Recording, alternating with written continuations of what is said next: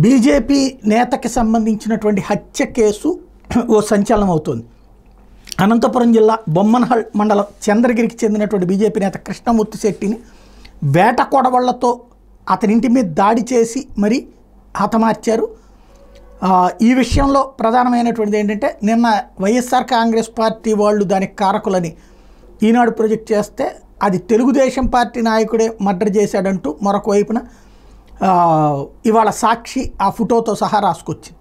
ఇప్పుడు విషయం ఏ పార్టీ, ఇది రాజకీయ హత్య లేకపోతే వ్యక్తిగత వ్యాపార కక్ష హత్య, లేదా వ్యాపారపరమైన హత్య, లేదా వ్యక్తిగతమైనటువంటి హత్య, ఇదొకటి తేలాలి. రెండవది, భారతీయ జనతా పార్టీ అటు పురంధేశ్వర్ దగ్గర నుంచి విష్ణువర్ధన్ రెడ్డి దాకా కూడా కఠిన చర్యలు తీసుకోవాలి అని మాత్రమే ప్రకటించారు. ఏ పార్టీ వాళ్ళు అన్నది మెన్షన్ చేయలేదు.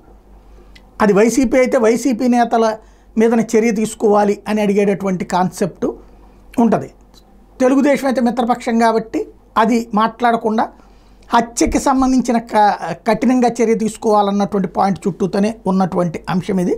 నిరుపేద ఆర్యవైశ్య కుటుంబానికి చెందిన కృష్ణమూర్తి కుటుంబానికి ప్రభుత్వం అండగా నిలవాలంటూ చంద్రబాబు నాయుడు గారికి విజ్ఞప్తి చేశారు.